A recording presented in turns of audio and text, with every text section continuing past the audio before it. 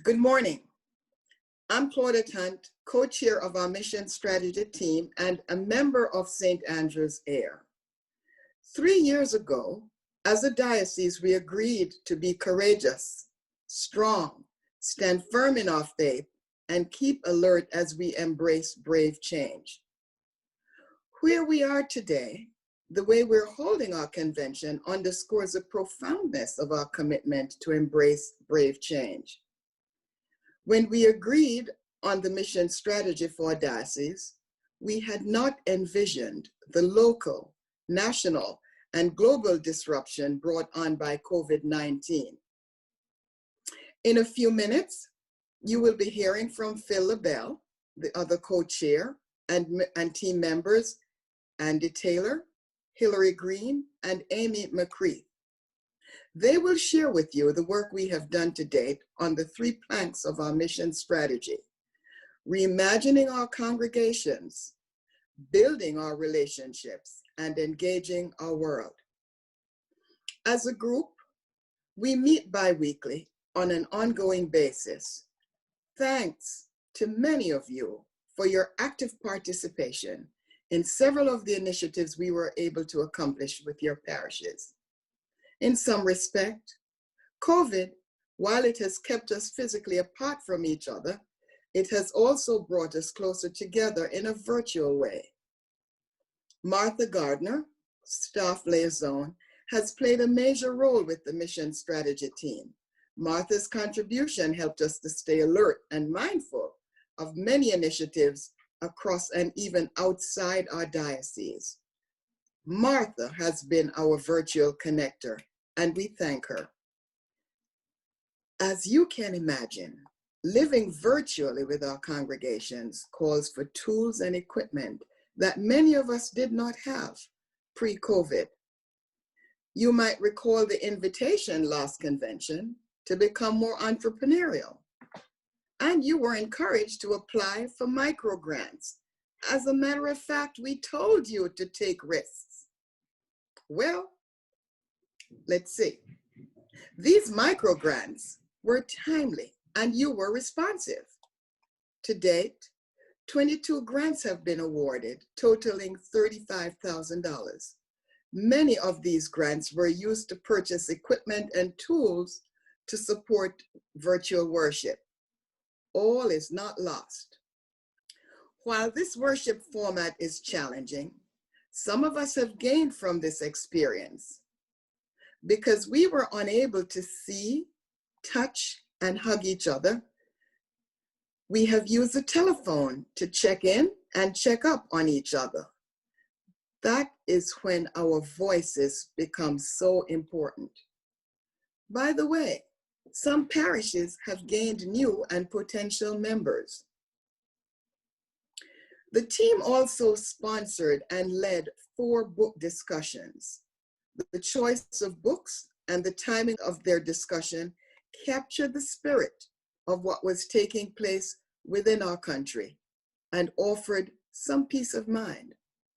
Some grants were used to support music ministries for a group of parishes, ESL Bible study, and anti-racism training for children ages 6 to 12.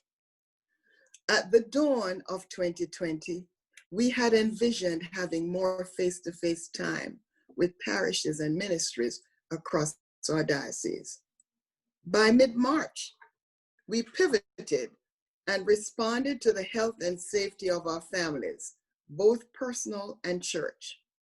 As we prepare for winter and safely manage ourselves through the pandemic, we should feel confident that we will stay alert, stand firm in our faith, and do all that we do in love for each other. That said, I would like to introduce my partner, the other co-chair, Phil LaBelle. Hi, I'm Phil LaBelle, the rector at St. Mark Church in Southborough and co-chair of the Mission Strategy Committee with Claudette Hunt. The first plank of our strategy is to reimagine our congregations. Of course, these past months, that's all we've been doing, right? A lot of reimagining as to what it means to be the church. But in addition to all of these new ways of gathering together, we've also committed to share the Word of God and our own faith stories with greater confidence among all ages.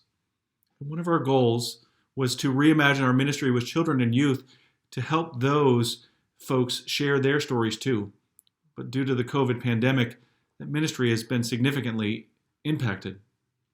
While many of our congregations meet either virtually or in a limited capacity in person, and with those in-person gatherings of our elementary age students especially on hold for the foreseeable future, we've needed to creatively think outside the box. Some of our parishes have done virtual VBS over the summer, engaging students with Bible story videos and homemade crafts and outdoor activities, and then encouraging families to submit videos and pictures to share more broadly. Others are doing faith formation in a bag, sending a bag home for the month with lessons and other goodies.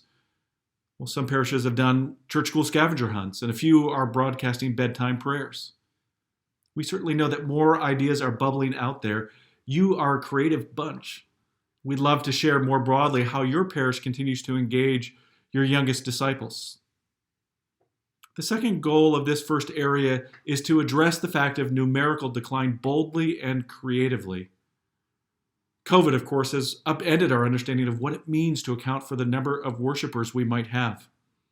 While we could spend an inordinate amount of time trying to make a formula on how to translate a 1-minute view on Facebook in terms of an ASA, we think we're better served by looking at our first goal more closely. Back in 2016, we committed to creating a representative body of our diocese to support congregations through visioning and discernment. What are our congregations called to do? What are their charisms? What gifts do they now bring since they aren't able to meet as they might wish? We hope to begin exploring more fully these calls in this year ahead. We hope that you will join in. And now I'm glad to invite Andi Taylor to speak further on our next plank. Hi, I'm Andi Taylor, Rector at St. David's in South Yarmouth. Our second plank, Building Relationships, sets a vision for new relationships, stronger collaborations, and incorporating those who are far off and different from us.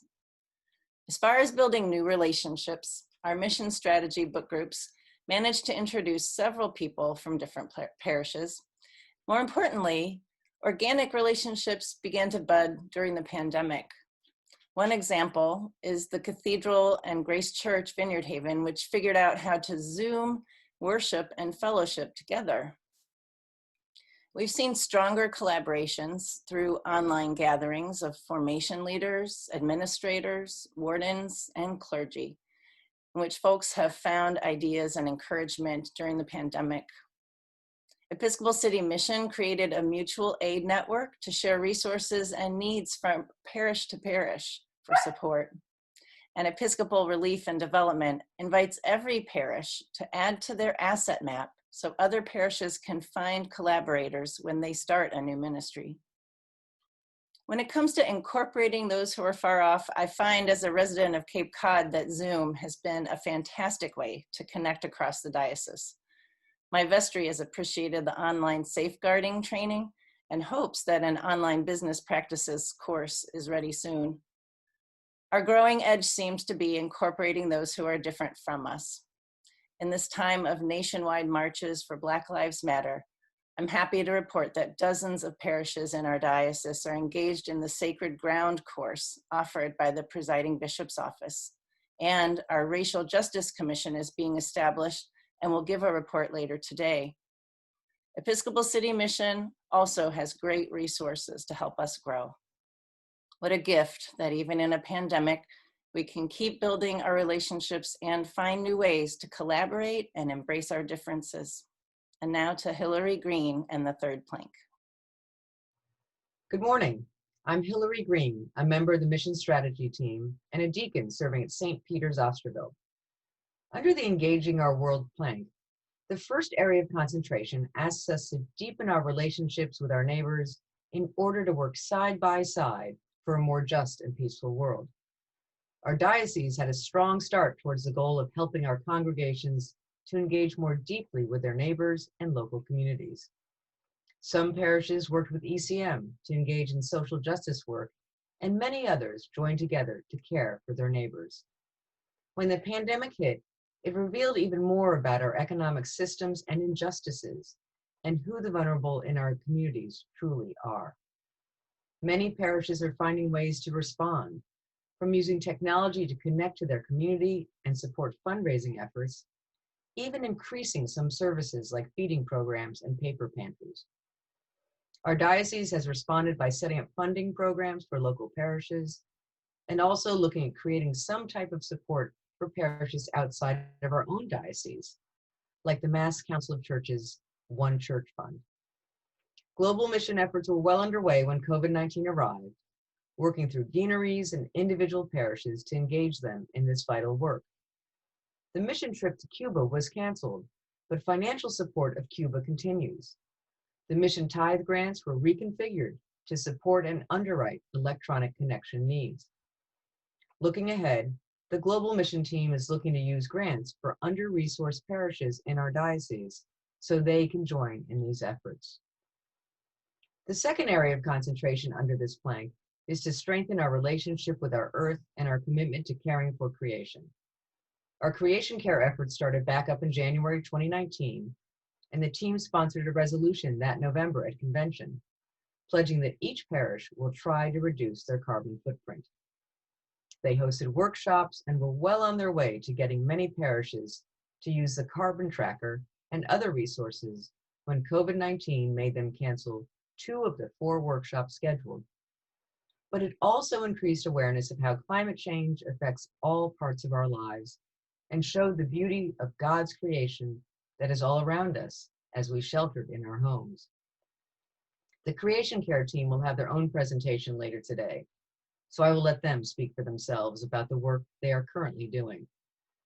Now I will turn it over to Amy McCreath and Paddy CAVANAUGH to tell us about how they incorporated the mission strategy into their planning. I'm Amy McCreath, Dean of the Cathedral Church of St. Paul. I'm Paddy CAVANAUGH, a member of Emmanuel Church Boston and the chair of the Strategic Planning Committee of Cathedral Chapter. Our diocesan mission strategy is a shared commitment. Christ needs all of the particular gifts of particular people and places to bring the mission to life. Mission is made manifest on the ground in the particular faith communities of our diocese, as congregations bring their specific histories and passions and spaces and offer them up for mission. The Cathedral recently completed a process of creating a strategic plan for the next season of our ministry. We've been asked to share how we use the mission strategy of the diocese as the framework for our process and for our final plan itself. Our purpose in sharing this story is to help you wonder about how the mission strategy might be a tool for your planning and to encourage you to think about your particular calling to make this mission manifest. So here's how we created our plan. First, we took a look at our existing ministry through the lens of the mission strategy. How are we already reimagining congregations? How are we building relationships now? How are we engaging the world? Doing this gave us a deeper thankfulness for what we are already doing, and it made us think about building on who we are rather than reinventing ourselves or straining to be something that we're not. Then we wondered what might be next. We broadened the circle of conversation. We invited a broad group of people to break bread with us, people from Episcopal parishes, from our neighborhood, artists, city employees, activists, and neighboring churches, and we asked them to think about their hopes for their lives, for the city and community. We shared the key phrases in the mission strategy like brave change and engaging our world, and asked them to look around at the space and to share their vision of what we could do here that would bring those phrases to life. Sitting in the sanctuary, we asked what kinds of relationships we could build here. Looking through the glass front doors onto the Boston Common, we asked them to share their ideas about how we can engage the community for justice. People were really glad to be asked for their input, and they offered ideas we would never have thought of and gave us encouragement. Next, we learned more about the neighborhoods around us. We gathered data on who lives and works within a 2-mile radius of the cathedral, and we found out what matters to them. And we held that information up against the mission strategy too. Then the COVID pandemic hit, and the pandemic of racism was revealed to us in heartbreaking ways. Our hearts grieved as we saw the unequal impact of the pandemic on people of color and immigrants. And we noted the changing demographics of our MANA community as more people of color were thrown into homelessness. We recognized how urgent it is for us to learn more and do more to center the call to anti-racism in building relationships, engaging our world, and reimagining congregations. Finally, we asked ourselves, so what? What difference will it make for us to embrace brave change, reimagine our congregations, relationships, and engage the world? The mission of God isn't about doing things or being busy. It's about transforming lives and transforming systems. So our final strategic plan captures our conviction that we are called to make a difference. Our final plan is now posted on the Cathedral website, and we encourage you to check it out. Whether you're at the point of developing a strategic plan or you want a less formal process for considering your call going forward, we encourage you to use the mission strategy as a framework. It helped us to figure out what our particular call is as part of a connected, broader mission. We look forward to seeing what you learn and commit to and being a partner with you on the journey ahead. A clergy friend of mine recently published a picture from the inside of their worship space that they hadn't gathered in for a number of months. And the hymn board there still held the selections for the third Sunday in Lent, frozen there in time. I commented that maybe he should change the heading to read the 35th Sunday in Lent. Because at times it feels like that, right? It feels like we're in a Narnian type experience where it's always Lent and never Easter. And yet we're called to hope, to be those who embrace brave change and live as people of the resurrection. The work that we are committed to together as followers of Jesus is so vital to our world. In the next year, our Mission Strategy Committee plans to convene conversations on how we can most fully be church in the present time. What's most important about our communities now, and as we look into the future, because surely things have changed for all of us. We're also excited for the new work that is taking place in racial justice and creation care justice, and know that those involved will help us navigate tough realities, both in our diocese and our world, to do the work of Christ. We invite you to keep making connections, especially with other parishes. There's a number of resources, both in our own diocese and in our wider church. Things like TriTank, which imagines and implements creative ideas for little or no money.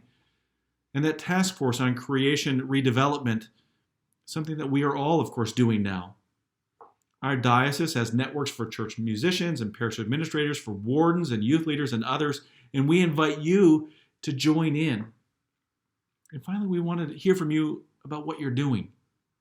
Contact us with your stories or other things that you think that we might be focusing on. You can always reach us at missionstrategy@diomass.org. Finally, next year in 2021, we plan to convene conversations about our strategy itself, recognizing that back in 2016, we promised to relook at our commitments and goals after 5 years of living into that mission. What have we learned so far? What's most important to us? What might we need to do as we go forward in the next 5 years? So we encourage you to reread that strategy and then share it with your leaders more broadly, maybe even engaging in that type of work that our cathedral folks did. And then be on the lookout for other important messages from us for ways that you can engage. Because friends, together we are the Diocese of Massachusetts. We are living into that call of Jesus in brave and new ways. We look forward to being on that journey with you.